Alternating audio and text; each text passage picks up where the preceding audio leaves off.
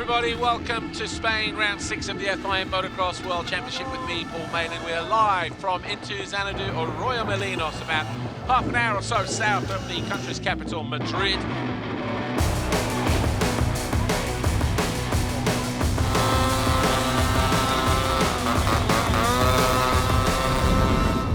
Just gotta stay focused actually at the end. It's just one race more. Of course, here we have a little bit more of pressure, a lot of people around, but it's a good stress, I would say.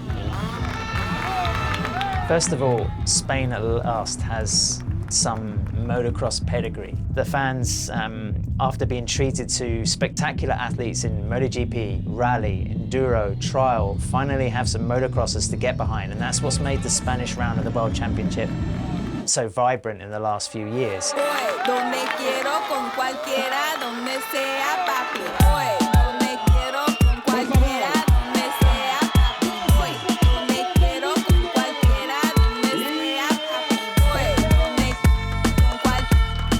When you walk in to the circuit, you see there's Spanish flags everywhere.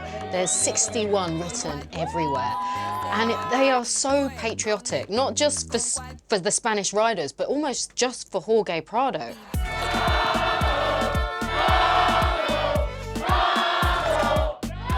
I think Prado is somebody that has been in the spotlight for Spanish national motorcycling media and fans generally for a long, long time. These fans have been following Jorge since he was a kid on the bike. Apart from maybe Tony Cairoli in Italy, I've never seen a rider so pursued and so passionately followed at the Grand Prix event itself. You know, he's been pursued as if he was Valentino Rossi around here. Enjoy this moment, you know, the opportunity to be with the fans, and just enjoy every moment. So that's a sign, I think, of the passion for motocross in Spain, and that's, you know, that's something I really hope continues to thrive in the next couple of years. We're almost ready for the Ram MXGP qualifying race, but before we get underway with that, we have a very special guest here. It's 8-time world champion Marc Marquez. Marc, it's so nice to have you here at MXGP. I know you're a huge fan of motocross. You've trained in it. Yeah, of course, when I was a kid, I live 10 minutes, 15 minutes in Belpuig. And yeah, so that I remember Stefan Evers, Pichon, many great riders. Bico, that was the Spanish rider, but I appreciate a lot what these guys are doing because it's so demanding about physical conditions, it's so demanding about mental side, and yeah, they are riding really fast in a very tough conditions today. Nice to support, of course, Spanish guys, Rubén Fernández and Jorge Prado. Jorge has shown a huge level of consistency, podium, race wins, GP victory, red plate holder. He is the rider that has the pressure. He is the rider where all eyes are on him. Is he going to pick up the GP victory this weekend? Is he going to get another podium? Is he going to win the Ram qualifying race again?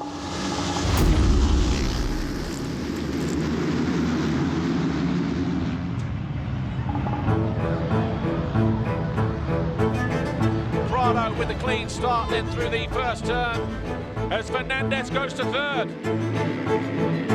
Got his eyes fixed on, oh, he goes down over the bars, throws the front end down, just folded the front, went down.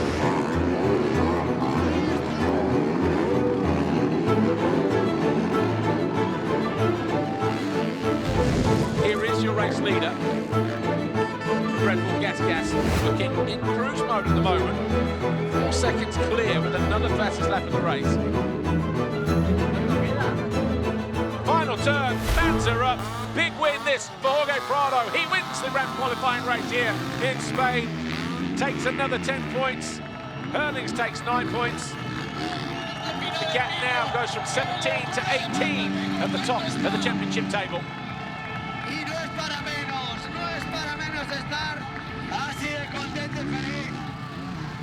But I guess under the Red Bull Gas tent, there's one rider they're not talking about as much, and that's Mattia. But there's a huge difference of experience, of Age not so much, but experience, yes. Many years of MX2 for Jorge, 2 titles, a lot of victories. Now 3 years, that's the 4th in MXGP, and for him is his first complete season in MXGP.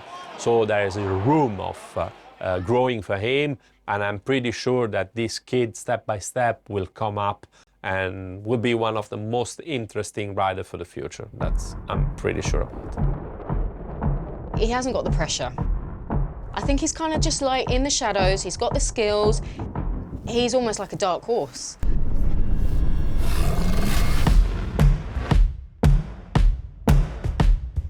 He's healthy. He's got the speed. We've seen that. And I think because of that, it could be his weekend to shine.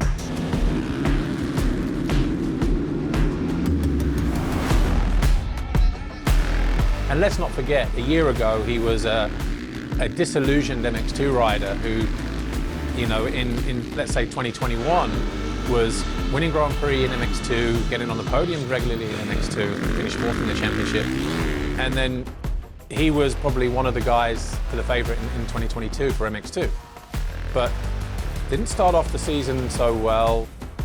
Once he realised that the championship opportunity was no longer there, he made a decision, I want to ride MXGP next year. Right, so Herlings has regrouped, found himself into 3rd. Can Prado muster up something to do it again as well, as Guadagnini closes in on Jeremy Seewer. Hello, all of a sudden Guadagnini's back to his old self. Mattia Guadagnini charging hard down the inside.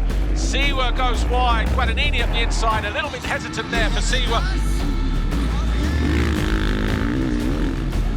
Game on at the front of the field here. 101 Guadagnini leading a race with the bullet behind him. And Herlings round the outside, handful of clutch as well midway through. Through the waves, we have a new leader, and it's Jeffrey Herlings. Prado may be able to do something about the 2nd position. He's gaining all the time. He's the one that has the energy levels right where they need to be. And in the end, Guadagnini just says, okay, you have it. I'm done, I'm spent. 2nd place is yours.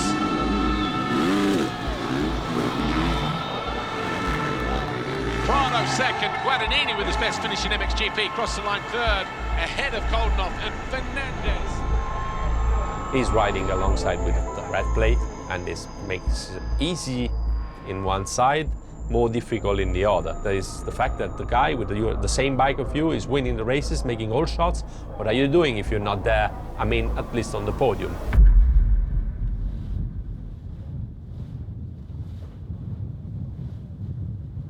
You know, nobody sees what goes on behind the scenes. No one understands the hardships, the pain, the sacrifice, the training.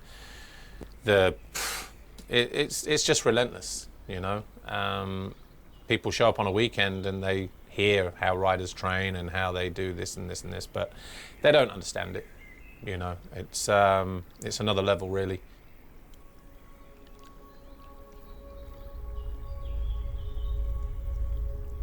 Sometimes I need like to focus again on the past. Where you were like 3-4 years ago and where you are now living your dream.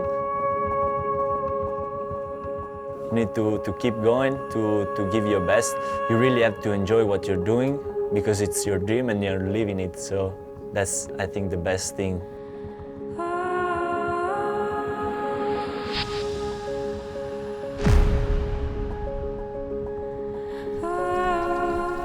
He's really young. He's at the beginning of the career. He's not the kind of guy that if he missed now the one race or if he does it wrong, he will finish here and his career will stop, because the talent is pure, the talent is there, and it's not question only of riding or be fast out of the gate.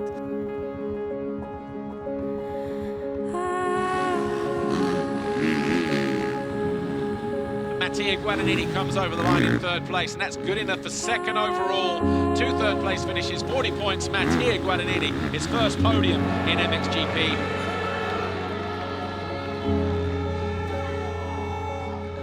And so, to be rewarded, that's only one of the, you know, the steps on the ladder. You know, to win a race, great. To win a Grand Prix, fantastic. To Finish top 3 if you've never been there before in the championship. Great, but to be world champion is the end goal.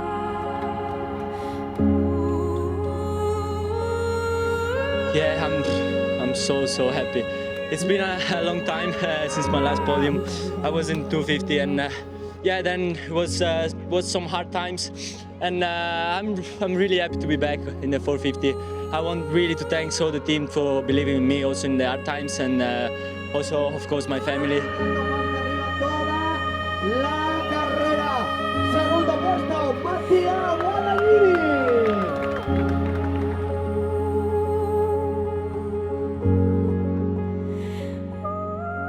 It's not even 1 year that I'm on the 450, like in a few days. So to be on the podium, second overall, it's amazing. I'm so happy.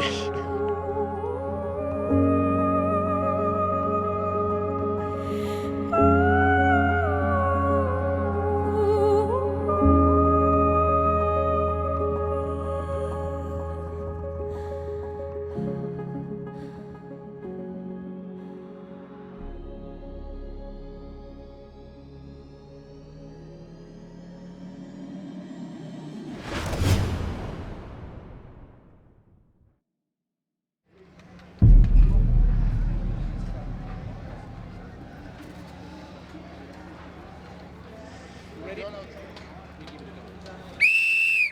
1 minute. Also under the gas tent, you've got MX2 rider Simon Längenfelder.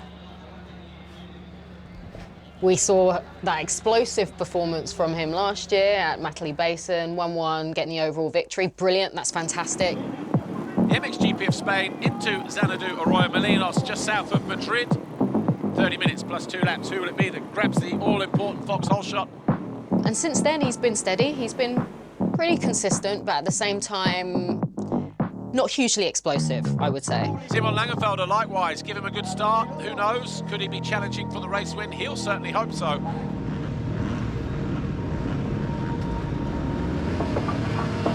A long start straight here into a sweeping 180 left. Heavily ripped as well. Längenfelder closes down on here. It's Benistan who sweeps across everybody, and it's Benistan who leads the way over the foxhole shot line for the first time this year. Before Spain, I remember talking to David DeCarli on our studio show and asking him, are we expecting too much, or are we expecting him to be challenging for the championship this year? I think I saw all the growth from Simon, and this winter he worked really hard, and this guy he really deserves a good result because he's a hard worker. And he said, no, it's just he's unlucky, you know, not making the starts and just making it difficult. But the speed is there, the fitness is there, all those things are there. And when it comes, we will see it. Meanwhile, Thibaut Benistan not pulling away from Längenfelder. Yeah, less than a second, and the German all over the rear wheel. Benistan, Längenfelder, De Wolf, your top 3. A mistake there for Benistan. That's all it needed for Längenfelder to pounce on the Frenchman. We have a new leader on lap 2.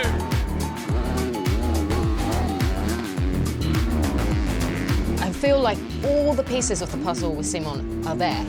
You know, everything's there, and all eyes are on other riders now. So again, he could be dangerous this weekend.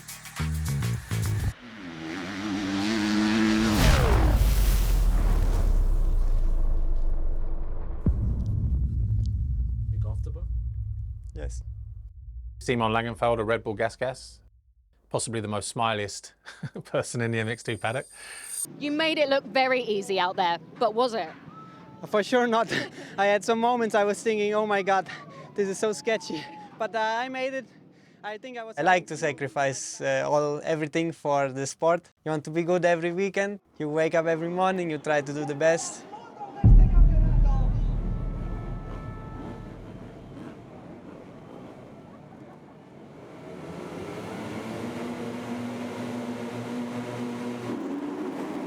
Great jump from Lucas Kuhnen as he bursts out of the blocks on that Nissan Husqvarna, but the front wheel in the air, and as he gets through the first turn, Längenfelder right there again and immediately into the lead.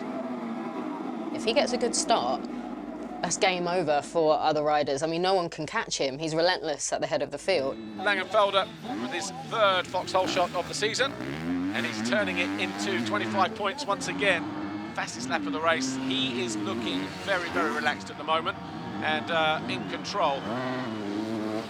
Every time I go on the bike, I have a smile on my face. I enjoy always riding. But also you need to be professional. You need to prepare everything good for the race. And then when something nice happens with some good results, you're so happy because all the work you do in all the winter, all the season, every day finally pays off, and then you're really happy. Längenfelder crosses the line. It's a perfect day in Spain for the German, who goes 1-1 here, stands on the top step of the podium, his first podium of the campaign, his second Grand Prix victory, and all smiles for Längenfelder. But Jago Gibbs will cross the line second.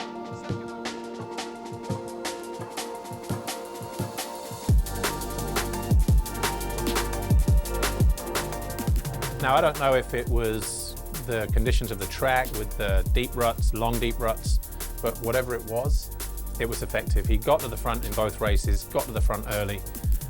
And, you know, in terms of the rest of the field, no one dared challenge him, because if they did, they were going to ride over the limits and make mistakes themselves. And so it was a very measured, very calculated sort of response to his disappointing start to the season, if you like, to say, hey, I haven't gone anywhere, I'm still here, and with performances like this, I can still be a threat for the championship.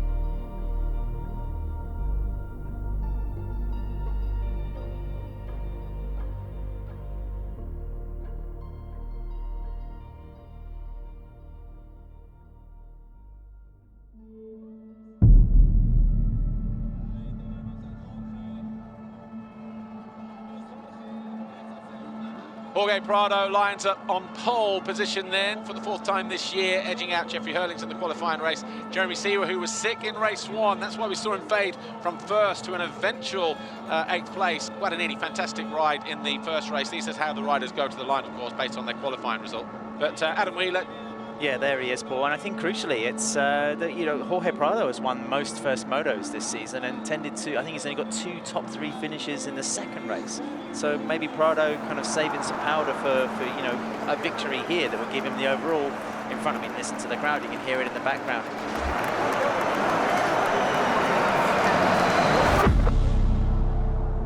Well, we saw Jeffrey Herlings. He got the overall GP victory in Portugal. Pick up 101 GP victory. He equals that record now. Weekend later, we're in Spain. Is that it for Jeffrey? I don't think so. I think he still, knowing Jeffrey Herlings, has a point to prove. But this weekend, it's Jorge's home GP. They're Jorge's fans. Is he going to care? I really don't think so. I don't think he cares at all. And if anything, I think that is going to be even more added motivation for him.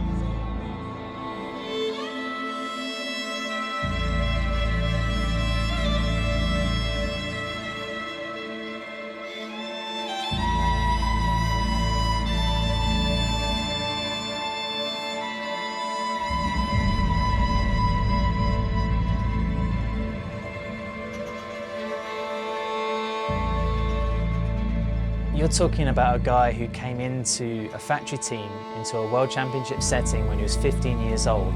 By his 3rd Grand Prix, he was setting a run of victories that, I think started this journey towards the record. There's been so many good riders, so many strong characters, so many undefiable mentalities in MXGP, but Herlings for me is the king of the crop. He just doesn't know when to stop. He just doesn't know when to give up in terms of his preparation, in terms of his training, no matter the setbacks. His list of injuries is huge, but he still keeps going and keeps wanting to be the best, the fastest. It doesn't matter the session, and I think you have to admire that commitment.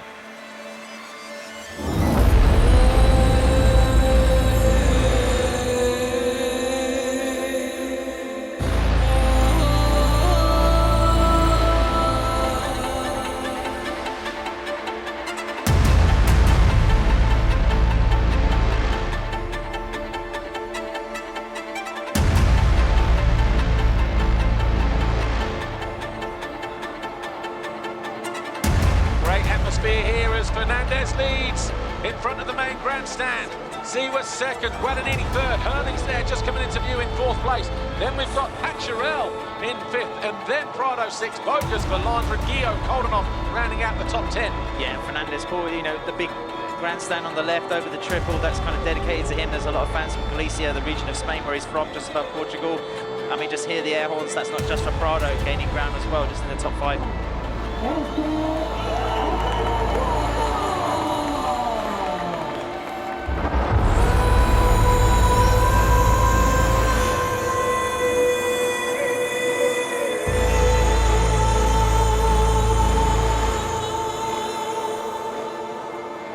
I really think this year, from what I can see, he is smart, he is patient, he is calculated.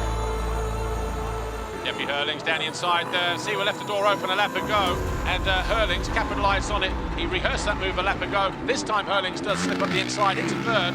All of a sudden, Siwa now down in fourth place. In race 2 in Spain, it was almost like in lap 8. That was the moment he flipped that switch. He knows he's going to pass them. He knows when he's going to make that pass.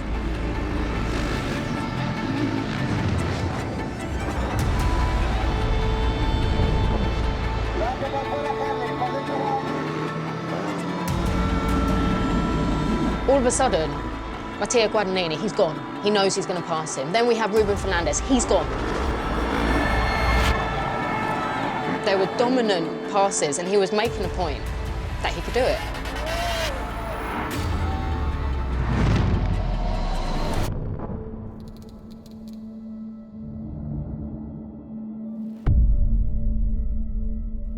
Well, I think if you look at the overall standings in GP winners, you can see that you have 2 guys over 100. You have 1 guy in the 90s, that's Tony, and then you drop back to the 50s.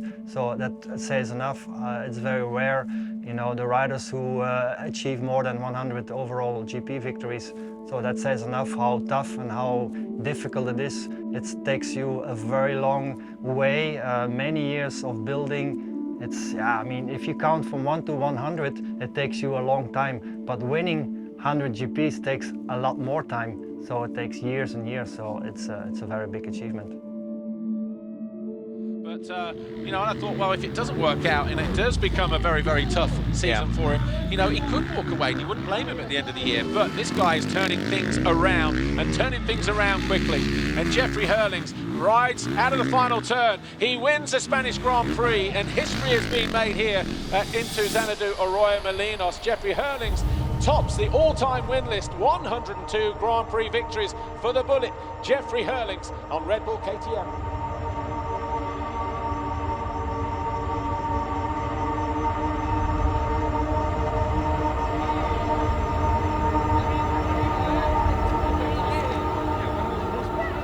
Jeffrey Herlings, 102 GP victories.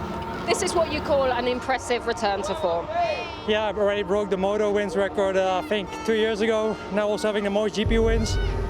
Yeah, the next one is all the 10 championships. I'm pretty sure I'm not going to make that. I probably won't be racing for another 5 years. But you know, my dream is to win another championship. That's my goal, and I'm happy to for what I've all accomplished already, and to do it all with one team, with the Red Bull KTM factory racing team. It's pretty amazing. I mean, there's so many wins together. I think.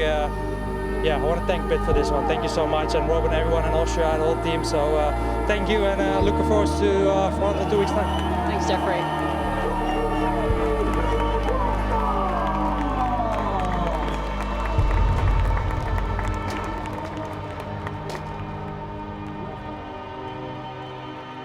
I think it all starts with yourself, you know.